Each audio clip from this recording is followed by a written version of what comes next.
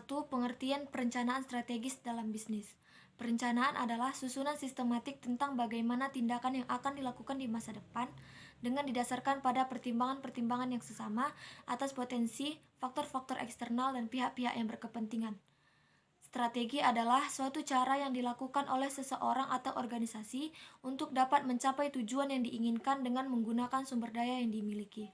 Sehingga dapat disimpulkan bahwa perencanaan strategi adalah proses yang dilakukan suatu organisasi untuk menentukan strategi atau arahan, serta mengambil keputusan untuk mengalokasikan sumber dayanya termasuk sumber daya modal dan sumber daya manusia untuk mencapai tujuan dari organisasi tersebut.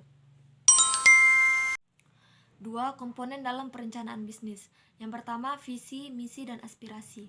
Pernyataan misi adalah rumusan secara keseluruhan dan bertahan lama tentang mengapa perusahaan ada dan apa yang dituju.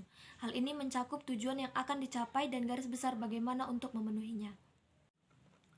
2. Nilai inti atau core value.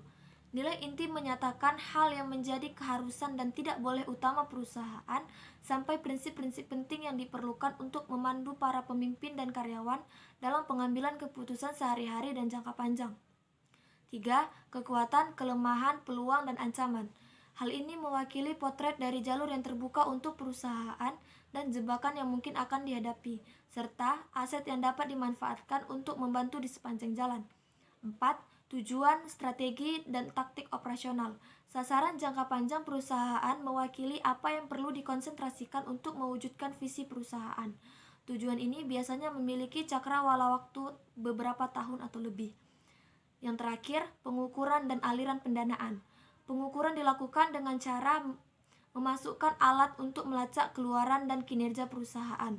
Untuk aliran pendanaan, memerlukan analisis keuangan yang memperhitungkan kinerja masa lalu dan proyeksi. Tahap perencanaan strategis. Yang pertama, mengidentifikasikan posisi strategis perusahaan. Tahap ini berperan penting dalam penilaian efektivitas kinerja yang akan dilakukan.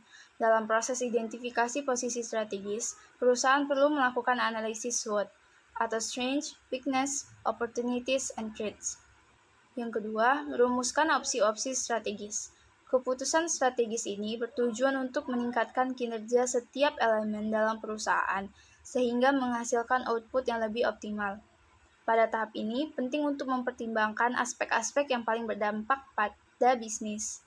Yang ketiga, mengimplementasikan rencana strategis. Terlebih dahulu, komunikasikan hasil perencanaan strategis dan perencanaan operasional kepada seluruh bagian perusahaan, baik individu maupun divisi. Lalu, pastikan semua orang terlibat dalam menjalankan rencana strategis sesuai dengan porsi masing-masing.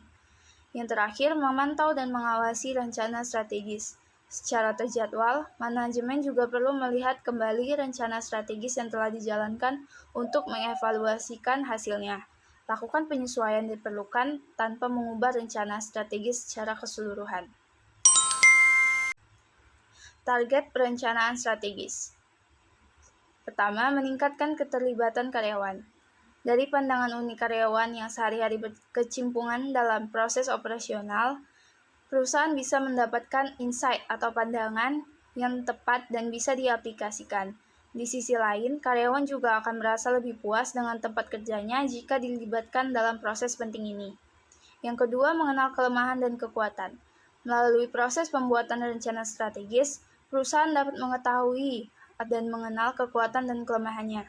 Hal ini penting untuk mengetahui posisinya serta memiliki rencana untuk memperbaiki hal-hal yang kurang baik. Perusahaan pun dapat terus bergerak maju secara konsisten berdasarkan evaluasi yang tepat. Yang terakhir, meningkatkan kinerja perusahaan. Target keberhasilan rencana strategis adalah kinerja perusahaan yang semakin meningkat. Caranya, dengan melibatkan karyawan yang sejak awal dalam proses perencanaan strategis. Dengan demikian, bisnis akan semakin berkembang, baik berdasarkan visi, misi, dan sasaran perusahaan. 5. Model perencanaan bisnis. Yang pertama, rencana strategis pemasaran. Tujuan bagian pemasaran adalah untuk mencapai tingkat penjualan yang tinggi. Karena itu, rencana strategis pemasaran dapat berupa meningkatkan jumlah pelanggan, memanfaatkan teknologi pemasaran secara efektif, dan berbagai detail spesifik lainnya. Yang kedua, rencana strategis IT. Bidang IT merupakan bidang yang berubah sangat cepat pada zaman modern ini. Inilah faktor utama yang membuat penentuan rencana strategis pada bidang IT sangat penting dilakukan oleh perusahaan. Agar tetap diterima, perusahaan harus memiliki langkah strategis yang relevan dengan perkembangan zaman. Yang ketiga, rencana strategis lembaga non-profit. Contoh lain implementasi rencana strategis adalah pada lembaga non-profit atau organisasi nirlaba. Fokus perencanaan temu berbeda dengan perusahaan pada umumnya karena disesuaikan dengan tujuan lembaga atau organisasi terkait. 6. Konsep perencanaan bisnis. Perencanaan strategis terkait dengan masa depan di mana proses perencanaan pasti akan melibatkan berbagai kegagalan. Beberapa bagian dari organisasi memerlukan perencanaan selama bertahun-tahun ke depan. Namun, untuk divisi lain membutuhkan perencanaan hanya untuk waktu yang singkat. Contoh, perencanaan strategis dalam organisasi adalah seperti diversifikasi bisnis menjadi lini baru. Tingkat pertumbuhan perlu direncanakan dalam penjualan, jenis produk baru yang akan ditawarkan, dan sebagainya. Perencanaan strategis mencakup semua bidang fungsional bisnis dan dipengaruhi dalam kerangka kerja jangka panjang yang mungkin berhubungan dengan faktor ekonomi, teknologi, sosial, dan politik. Yang ketujuh, analisis SWOT. Analisis SWOT dari faktor internal dan eksternal. Yang pertama, analisis lingkungan eksternal. Unit bisnis harus menetapkan sistem intelijen pemasaran untuk menelusuri tren dan perkembangan penting serta semua peluang dan ancaman yang berhubungan dengannya. Peluang pemasaran atau marketing opportunity adalah wilayah kebutuhan dan minat pembeli, di mana perusahaan mempunyai probabilitas tinggi untuk memuaskan kebutuhan tersebut dengan menguntungkan. Yang kedua, analisis lingkungan internal. Setiap bisnis harus mengevaluasi kekuatan dan kelemahan internalnya.